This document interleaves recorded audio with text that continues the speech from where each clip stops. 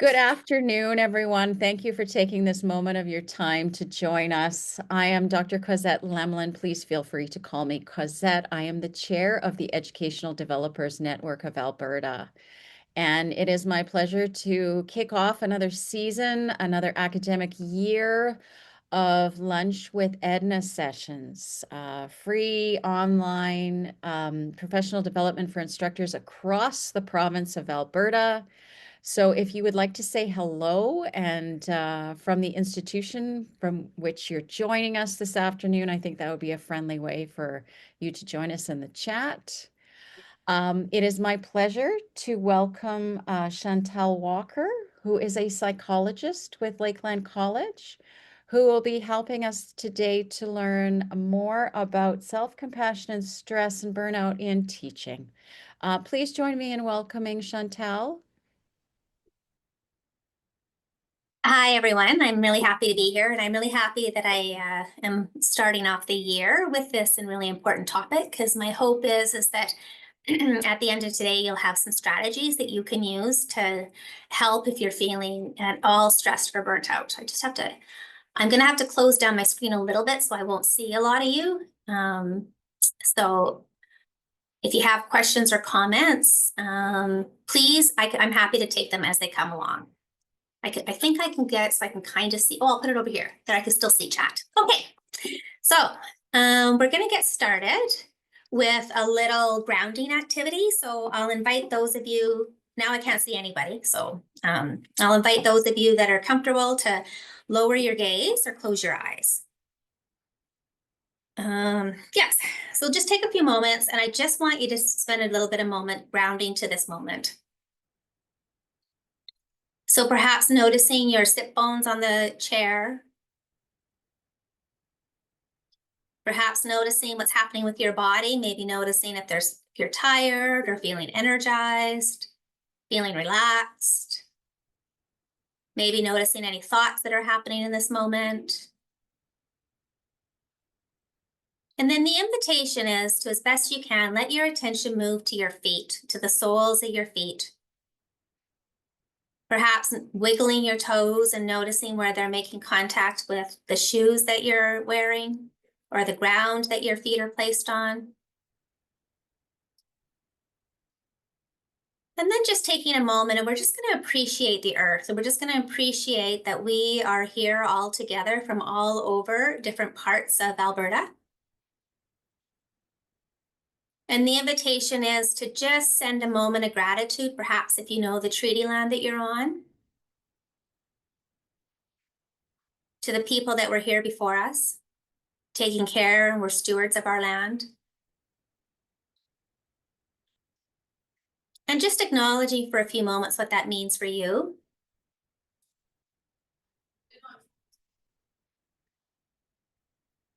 And then I'll invite you to take a deep breath. When you're ready, you can open your eyes if they were closed. And I'd like to invite you, if at any time during this workshop you feel a little emotional or caught off guard, sometimes when we're talking about things like self-compassion, that can happen. The invitation is to just take a moment and then just connect with the soles of your feet. So where we are headed today is we're going to talk, is everybody seeing my screen? I'm just going to confirm that that's working still, because I can't really see everybody. So I can't see thumbs up. Can somebody say, yes, I see?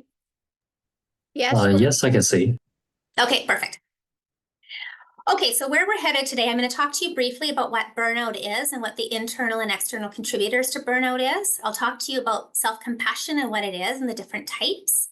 I'll talk briefly about why we have less self-compassion for ourselves. And then I'll talk about how self-compassion can help with burnout. And then we'll actually do a couple practices. We'll do a tender self-compassion break and a fierce self-compassion break. And we'll talk very briefly about boundaries. And I really want to honor the work and where this comes from. So this is Kristen Knapp. So this is me staring at her like she's a rock musician, staring adoringly at her. I was at one of her conferences. And so she's the one that has developed all of these practices and a lot of this content of this workshop. And then I also want to acknowledge that Chris Germer is somebody that's helped complete some of this work. And then Nidra Glover Tawab is where I got some of the boundary stuff. So I just really wanted to spend a moment to acknowledge them. So what is workplace stress? Workplace stress and burnout occur. Simply what it means is when our perceived demands of our work exceed our ability to meet them. And what does that actually look like? It looks like, I found this on LinkedIn, and this slide is just representing that lots of us often, when we go into this kind of work, we often have a caregiving type of nature. And so we can just continue to say yes, yes, yes, yes, yes to tasks that are asked of us. And eventually it can seem like we're just carrying quite a bit of weight.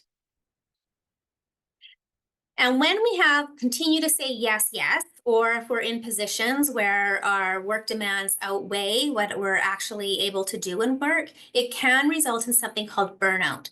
And so what burnout is actually has three main components. So one of them is exhaustion. And so just feeling incredibly drained and fatigued, like there's literally like you have nothing left to give.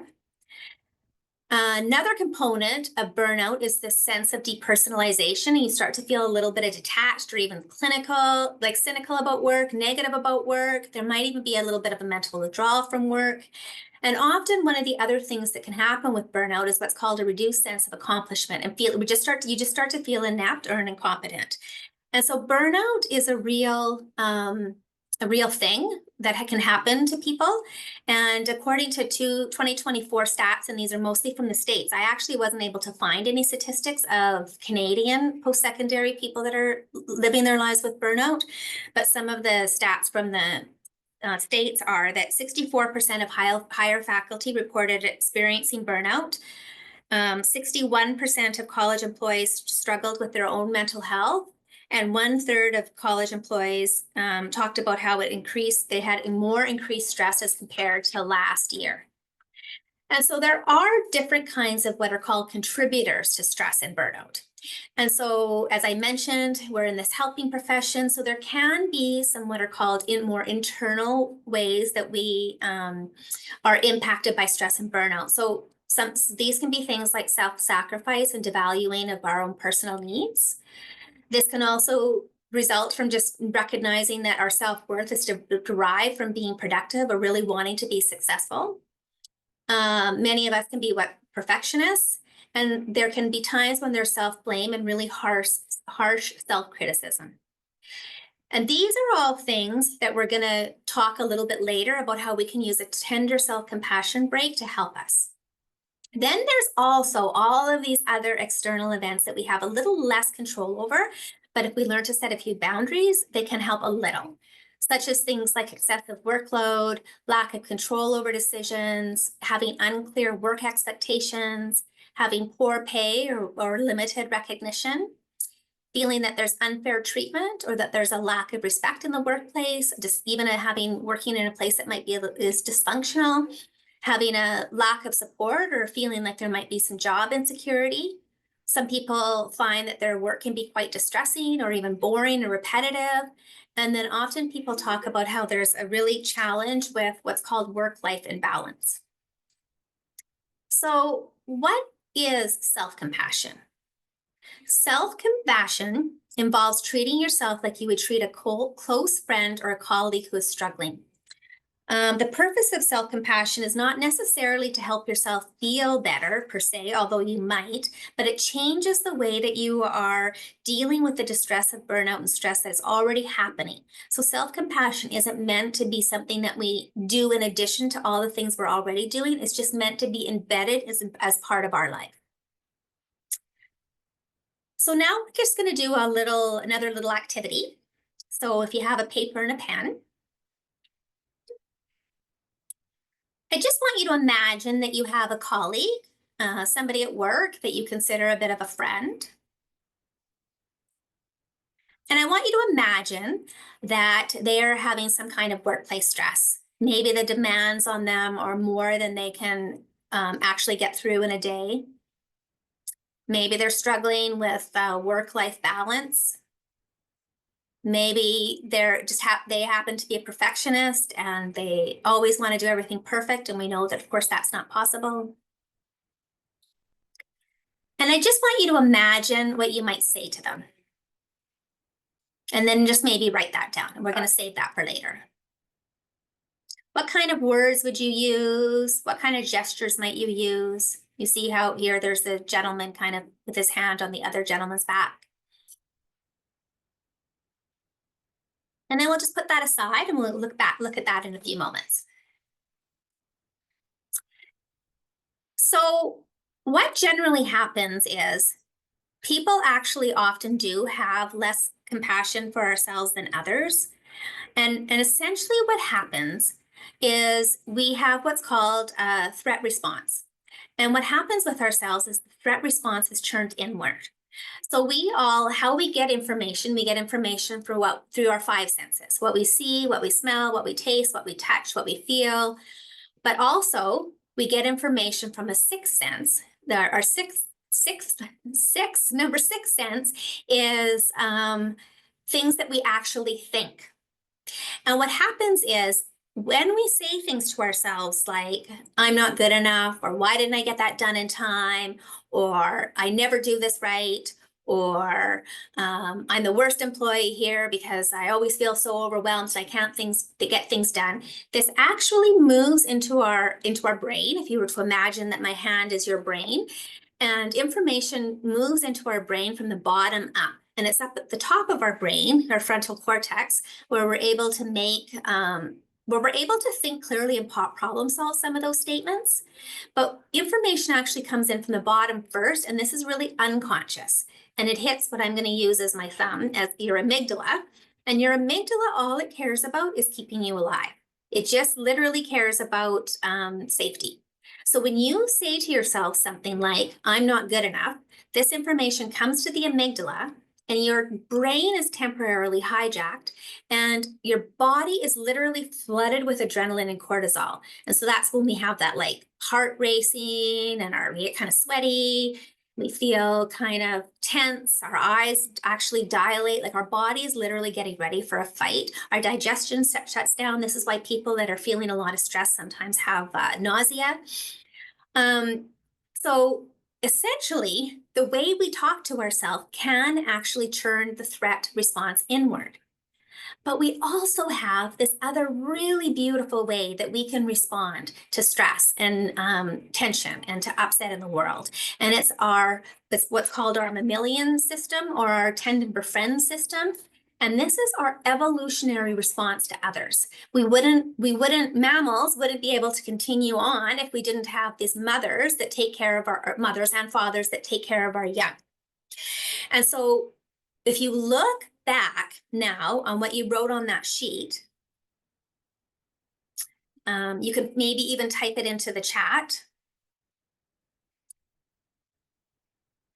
And my best guess is that a lot of the things that you said were quite comforting, were quite kind, there might have even been gestures of putting your hand on someone's shoulder or giving them a hug or saying, this is not your fault. It's okay. You're doing the best you can. Because we do have this tendency to do this for others. And so what self-compassion is it's taking this tendon to befriend that we have for others, and we're just turning it towards ourselves. We're being with ourselves with kindness and compassion and caring and the same supportive gestures. Self-compassion is actually made up of three things. It's using mindfulness. It's understanding what's called the common humanity. And it's turning towards ourselves with kindness. And I like to personally, I'm a big fan of acronyms. And so when I teach this to students, I use the term MUCK, M-U-C-K. So the M stands for mindfulness. The U stands for this universal component to this, and to the C and K, which is compassion and kindness. And I actually teach this to people. This is a way that we can respond to moments of challenge versus I'm not good enough, I'm not doing well enough. We just simply say, this is hard. Anyone would find this difficult. And I'm just going to turn towards myself with a little bit of kindness and a little bit of care. I'll go into those in a little bit more detail. So what is mindfulness? Mindfulness allows us to be with painful feelings like stress or frustration just as they are. and it avoids the extremes of suppressing or running away from our negative feelings. Now, when we read this, you might think, well, that's not that difficult, but actually mindfulness is actually something that can be quite challenging. The default mode of our brain, so when our brain, they've done studies, and when our brain is not doing anything, it's actually, we think it's not doing anything, but what our brain is actually always doing is scanning for threat. Our brain is always doing these, it's trying to make a sense of ourselves, and it's trying to make a sense of ourselves in the environment, and it's trying to make sure that we're safe.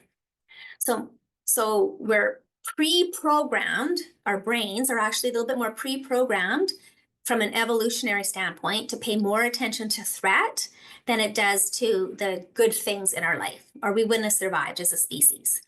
So essentially, mindfulness is really trying to allow things to just be as they are, even if they're difficult. And this can be challenging.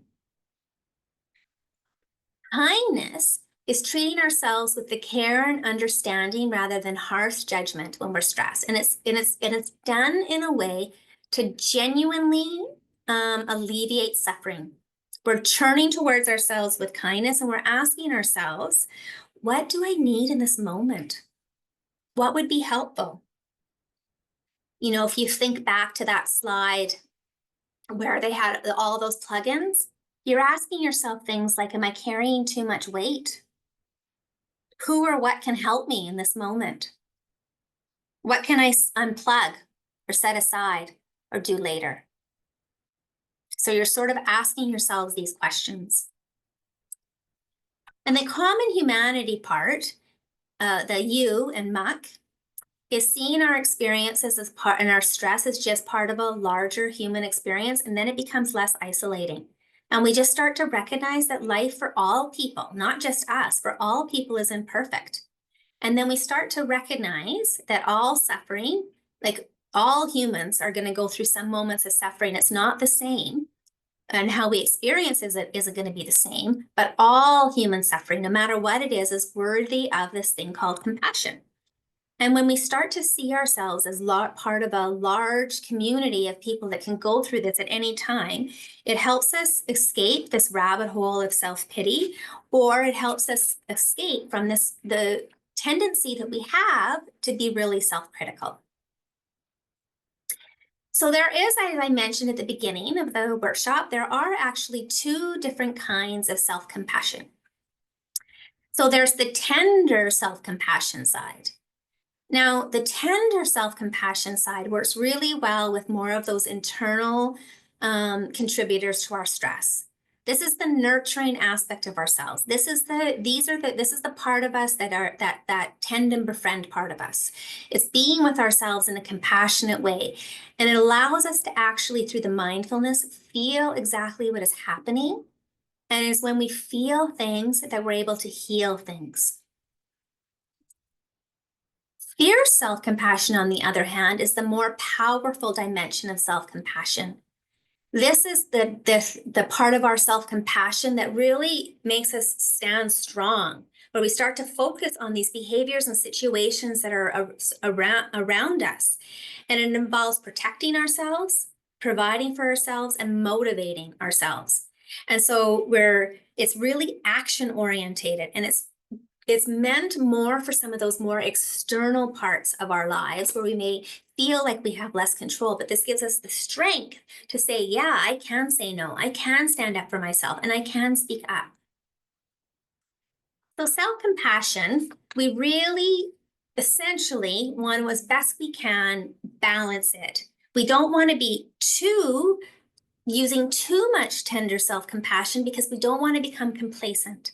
But we don't want to do too much fierce self-compassion because then we might be focused so much on action and change that results in stress itself. So we want to have just this nice little balance. And then how then, if we do this, can self-compassion help us? So if we go back to the beginning of the workshop or our time together today, self-compassion helps reduce exhaustion. We use some of this fierce self-compassion so that we have better work-life boundaries. And we use some of this tender self-compassion so that we have better self-care. It reduces depersonalization because we're able to remain caring because we're less overwhelmed. So we can stay with, through the mindfulness, we can stay with whatever it is that's challenging. And it results in less personal distress because we start to understand through the universal part of compassion that we're not alone. We're not doing this all on our own. And it reduces feelings of incompetence because through mindfulness, we're catching when we start to say to ourselves negative kind of self-critical thoughts. And we're able to catch those and churn those around and start to talk to ourselves more like we would talk to our friends. We're able to be more understanding and supportive of ourselves through that compassion and kindness of the muck, M-U-C-K, and it helps reduce our feelings of incompetence. And so how, again, does self-compassion help with some of those internal ways that we treat ourselves? Self-compassion affirms the importance of meeting our own needs. We are worthy of turning towards ourselves with kindness. It provides an unconditional source of self-worth, and we're no longer is it dependent anymore on our productivity and whether or not we're successful. We just feel good because we want to feel good. And when we turn towards ourselves with compassion, we start to think, you know what, particularly the fear self-compassion, hey, I can do this and I can get through this. And it just acknowledges that mistakes are part of being a human, this universal part. And we're able, again, through the productive kind of fear self-compassion side of us, we can handle the criticism, and we can understand that this is constructive criticism and that it's coming from a way that we want to support ourselves. I forgot to mention sort of at the beginning that if anybody has any questions, I know I'm going fast, but I want to make sure I get through all the material. You're more than welcome to slow me down and ask a question. I can't see the question, so you might have to unmute. So please, if there's any questions, you can just unmute yourself. And then how does self-compassion help when it comes to the more external part, the more external contributors to ourselves? Again, this fierce self-compassion gives us grit and strength, and we're able to set boundaries, and we can say no. We're more likely to find solutions because we recognize that all human beings are prone to different kinds of suffering. Even those people that might be pushing our boundaries, we start to honor that they might too be going through something, and we can start to see more creative solutions that how do we both win in this situation? And we learn to be more real, just really more comfortable with being assertive. And it's okay. It's okay to be angry. As a matter of fact, that anger is this sympathetic drive that can really help us seek justice and want things to be done well. And we can use this universal piece that, wait a minute, I don't want to work in an environment that blah, blah, blah, does this, this, and this, and this. And all of us can stand together and we can take a stand against this in a problem-solving and kind way. And so what have they found? So research, again, this is research that's done by Kristen Neff, has found that when we start to use self-compassion at work, it results in better mental health. There is less burnout and less job turnover. There is increased emotional intelligence. We start to our performance gets better, we get more productive, and we start to have more adaptive responses to stress. So we're accepting what cannot be changed through this tender self-compassion part of us. And we have this problem focus, changing what we can through this fierce self-compassion part.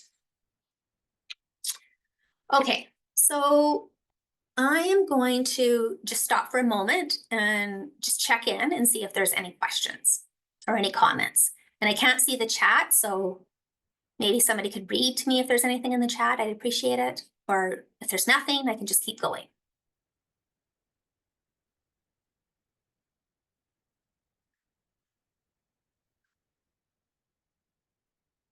Okay, so I'm not hearing anything. So we're going to actually engage ourselves in a practice. And so again, I wanted to make this really practice orientated so that we would have some skills that we can take into this upcoming school year. And the hope is that by presenting this information, we can prevent burnout, because it's a real thing. You've heard some of those statistics. It's really on the rise, and stress is really on the rise. So first, we're just going to do a little activity before we actually jump right into this tender self-compassion break. I really just want you to rub your hands. And then we're just going to see where, if you place your hands in different areas, where you feel in your body. So I don't want you to think with your head. I want you to feel in your body where it feels comforting. So you could put your hands on your face, maybe closing your eyes or lowering your gaze to really connect with your body.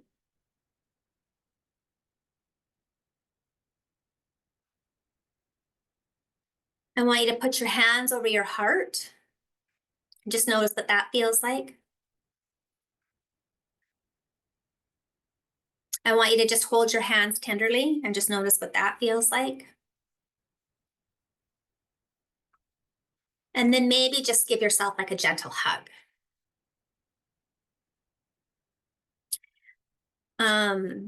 So remember how I was talking about this hand model of the brain and how when our amygdala gets activated, we're temporarily having amygdala hijack and we can't think with our frontal cortex, and it is releasing all that adrenaline and cortisol in our body. One of the anecdotes for a bunch of adrenaline and cortisol is oxytocin, and touch actually releases oxytocin. So if you're ever in a meeting and you're feeling a little activated, your heart starts to race, we instinctively do it. We rub our hands. So this is just doing this with some intention that, oh yeah, I'm just gonna, maybe hug myself a little in the meeting, or I'm just gonna, hold my hands, and that can be comforting. It can release some oxytocin. And again, it's just done with a little bit of intention. So now we're going to move into an actual, what's called a tender self-compassion break. So again, I'm going to invite you to get comfortable, and I'm going to invite you to lower your gaze or close your eyes. It really does help to close your eyes if that's comfortable for you. And if it's not comfortable for you, then you're just going to kind of lower your gaze and kind of have what's called a soft kind of gaze. You're not really looking at anything per se. And I just want you to take a few moments again to just let your body get comfortable and relaxed. Maybe noticing your sit bones on the chair, your feet again on the earth.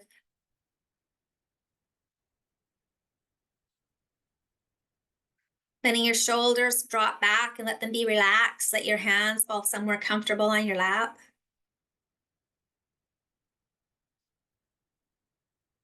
And then I want you to bring to mind an aspect of burnout or a part of workplace stress that might be challenging for you right now. But you're looking for a time in your life, maybe there's some of the more internal causes of stress. Maybe you're being a bit perfectionistic at work, or maybe you're being a little self-critical to yourself. So we're looking for a situation where a little bit of kindness, warmth, and self-acceptance could be helpful. Maybe you're feeling drained or depleted or hopeless or feeling kind of numb. So in this case, we're not focusing on an injustice. We're more focusing on something that would call for more tenderness. And also, I'm inviting you to call to mind a difficulty that on a scale of 1 to 10 is maybe about a 2. Feeling a bit swamped by paperwork. And as best you can, really calling it to mind. So allowing yourself to feel the stress or discomfort in your body. Maybe even notice where you feel it in your body the most. There may be some heart racing or some tension in your belly. There could be some clenching. And knowing we won't be here for long, just seeing if it's possible to allow yourself as best you can to feel this in this moment.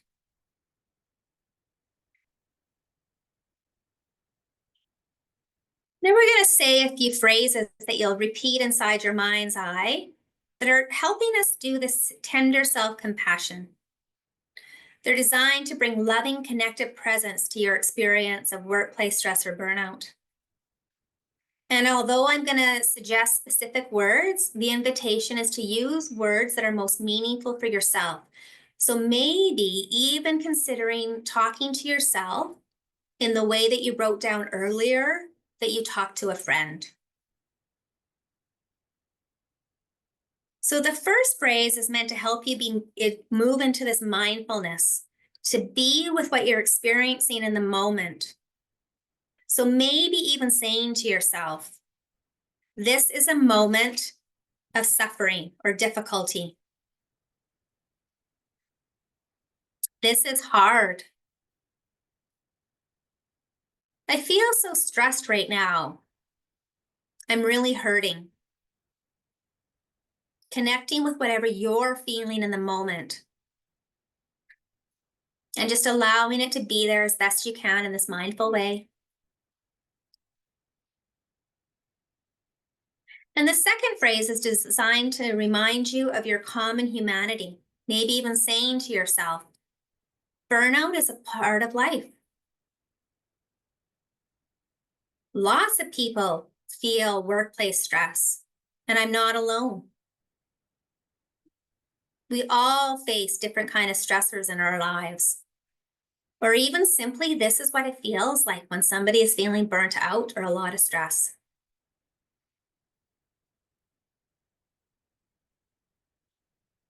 And now the invitation is to use whatever supportive touch was the most meaningful for you. So it could be holding your hands or giving yourself a small little hug or your hands on your face or your hands on your chest. And just try to feel as best you can this tenderness and this soothing care. And the third phrase is to call in the power of this kindness and compassion. And try saying to yourself with real, genuine tenderness, may I be kind to myself in this moment? Or you might say, may I accept myself in this moment just as it is? May I be understanding and patient with myself? Or you could say, I'm here for you. I've got your back. I can get through this. Just letting those words land. And if you're having difficulty finding words, then just a reminder, you could imagine that you have a dear friend that's saying these things for you and saying them to you. Maybe they're saying, we can get through this together. I have your back.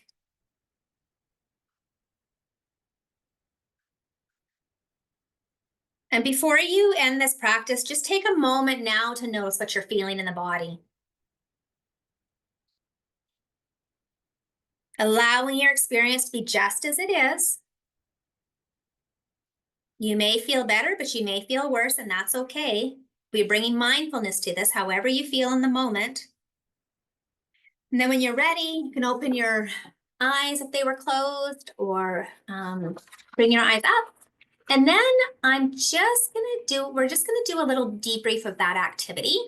And so I would just like you to write in the chat, and then I'm hoping somebody can read it to me. Actually, I guess I could stop the share, but I'm scared to stop the share because I'm scared I won't be able to get back up. So maybe just put in the chat or just unmute yourself, whatever you're most comfortable like. What was that like for you? And what did you notice in your body, with your thoughts, with your emotions? I can share the chat with you, Chantel, no problem at all. Okay, thanks.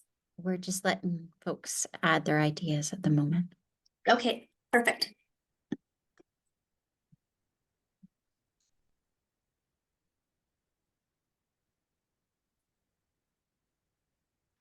So the first comment is less tension in areas that I felt it most.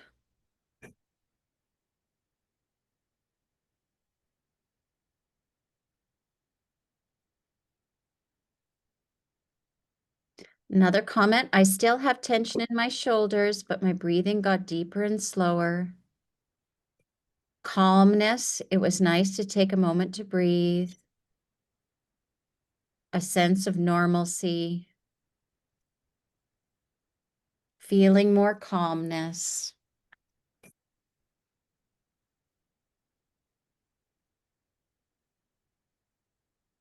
Okay, I think that's wonderful. Thank you for all those that shared. Now, I really want to emphasize that there was no right way to feel after this. And I appreciate the person that said that they still feel some tension, because I did want to talk about this idea of what's called backdraft. And this is something that Christopher Germer came up with, and it's a firefighting term.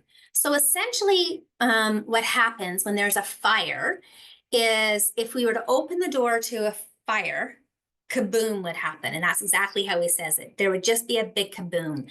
And so that's why firefighters have those little picks, because they're only just letting in a little bit at a time.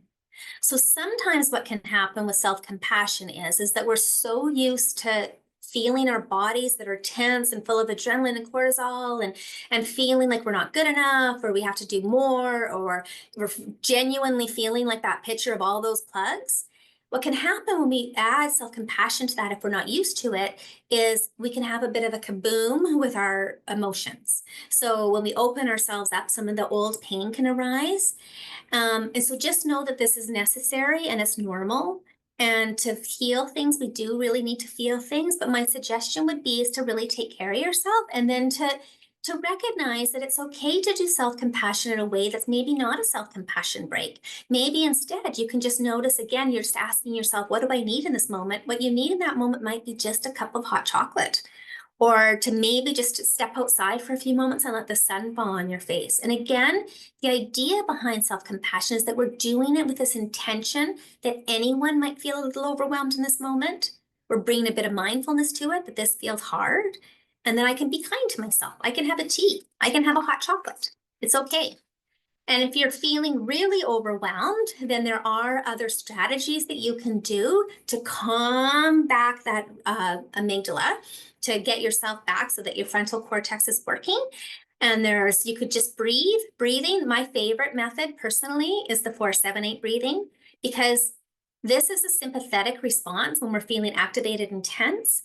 And we want to engage what's called our parasympathetic nervous system. And to do that, we just want to slow down our breathing. So we breathe in for 4, and you count it, count for 7, and then just breathe out really slow for the count of 8.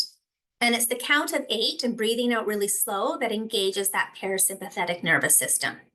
So those are just some strategies for you if you're feeling still a little tense and a little overwhelmed. So now we're going to move in, and I'm going to talk very, very briefly. I am not an expert about boundaries, but it is tied to this idea of using a bit of fierce self-compassion. And so when we're trying to set a boundary, we're really doing it from this fierce side of us, where we are like, no, there's some justice here. There's some things that I need to take care of. And so you sort of take a deep breath, and you're clear and concise, and you state without a lot of story, this is just what I need, this is just what I want, and this is what I expect. Or you could just say, no, I'm not doing that. And I've gotten really good at that, actually. It's taken me a lot of years to get to the point where I can say, you know what, my work-life balance is important to me, so no. And I just say no. And I don't have to be real, and I'm okay with that now. But it did take practice. And I did have to deal with the discomfort, because it was really difficult. I used to be a huge people pleaser, and sometimes I still am. I'll catch myself in that, and I'll be like, no, I got to remember my work-life balance here. It's really important that you're consistent, and that sometimes with some people, if they're not used to you setting boundaries, you may have to state them over and over again. And then it's always really good with any type of communication to say, to just make sure that they understood that this is actually what I need. Like, do you understand what I'm trying to say to you? Can you restate that? Are we clear here? It's okay to do a little bit of a check-in. And this is literally what they sound like. I want you to stop asking me when I'm going to have kids. So remember, it's a want, a need, or an expect. I need you to call me before you stop by my office. I expect you to return my request for information with 48 hours for me to finish this task. So it's just really clear that you're focusing on what you want, what you need, and the expectations that you have. And then just a few little tips that came from the book that I read is to just speak up in the moment. Because when you remain silent, you're giving the impression that whatever happened was okay. Verbalize your boundaries repeatedly. And if you can, you're doing it in an organic way. So say somebody keeps coming to your office all the time and they're not phoning before they come, and you're wanting to say to them, I find it difficult when people stop by my work and then to office to chat unannounced because I got a lot of work to do. So I expect you to I need you to call me first. And if someone violates a boundary that you've already verbalized to them, then it's okay to really be clear. This is how I feel. I feel really distracted and I find it challenging to get back on task when you stop by without calling first. I need you to call me. So you're really letting typically people respond really quite well when you use feel words. Like, I feel like this, because it's your feeling, and feelings are really personal, and people can't, hopefully you're in situations where people aren't going to minimize your feelings. And then as best you can, you're not letting people slide, not even once. So you're just saying things like, I can't talk now, please come. You're just like, no, I've already said this, I can't talk now. Please call me and we'll set up a time to discuss this. So how does fear self-compassion help with this? Fear self-compassion helps give us clarity to what we actually need in the moment. What time is it? Do I have time? We're finished in about 5 minutes. Okay, then I've got time. We're going to do a really quick fear self-compassion break. It allows you to bring mindfulness, clarity, empoweredness, and kindness to the moment. So we are going to do a fear self-compassion break. So it's very similar to the other one, but in this time, we're thinking about boundaries that we might want to set. So again, I'll just get you to get comfortable. Lower your gaze if that's okay for you. And just noticing your sit bones on the chair again. Letting your body be as relaxed as it can. And just like before, I'm going to this time ask you to think of a situation in your life where you feel you need to protect yourself or set a boundary or stand up to someone. Maybe you're being taken advantage of by a coworker, or a neighbor keeps turning up the music at night, or a relative constantly tries to push their political views on you. And again, I'm really inviting you to try and think of a situation on a scale of 1 to 10 that's about a 2 or a 3 on this. So not where your life is in danger, you're feeling threatened, but more of a situation where there's a challenge that's a little bit more manageable to deal with this in the moment. And as best you can, I want you to actually call the situation up in your mind and not focus too much on the person or the group of people, but more the situation. Focus on the actual harm itself. Like, you can't sleep at night if the music is up loud, or you feel overwhelmed in your chest when somebody puts political views on you. So what's actually happening? Allow yourself to feel whatever emotions come up. There might be fear or anger, frustration. And as best you can, see if you can drop the story of what's happening and make contact with the discomfort or the physical sensation. And just as best you can, allow these body sensations to be there. Remember, we're only going to be with them for a moment. This time, you're going to sit up tall. You're going to put your shoulders back. Let your body embody strength and determination. And again, we're just going to say these phrases silently to ourselves. So the first phrase is meant to help you be mindful of what is happening, to bring clarity to the harm. So saying to yourself, I clearly see the truth of what's happening, and that's not okay.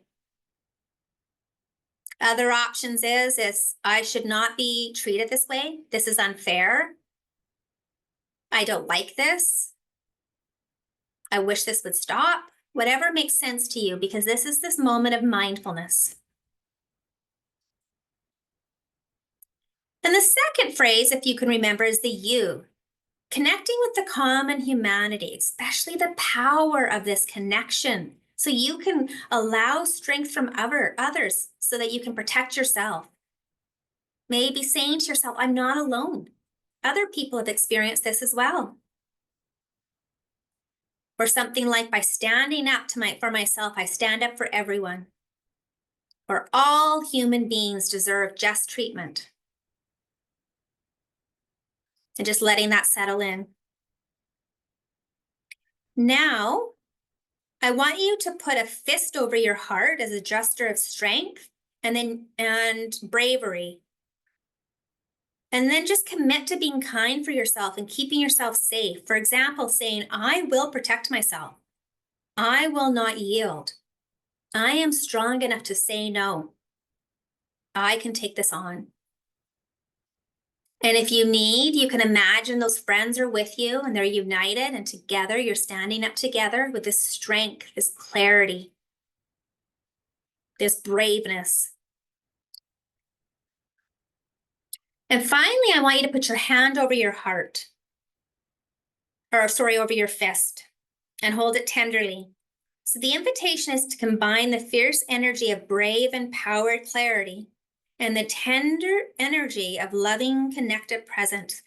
And just give yourself a moment to just feel the force of your anger, but also remember that we're aiming this fierce compassion to the harm or injustice itself, not at the person causing the harm, reminding yourself that they're human too.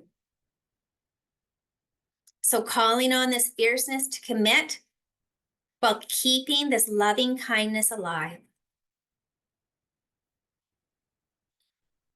And then just take a deep breath.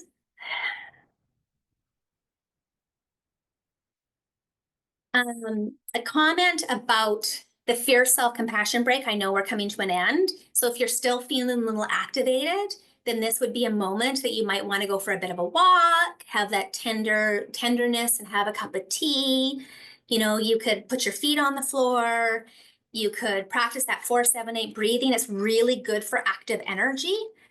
And then I am always available if you have any questions or comments. I'm happy to answer them. I'll stay here for a bit longer.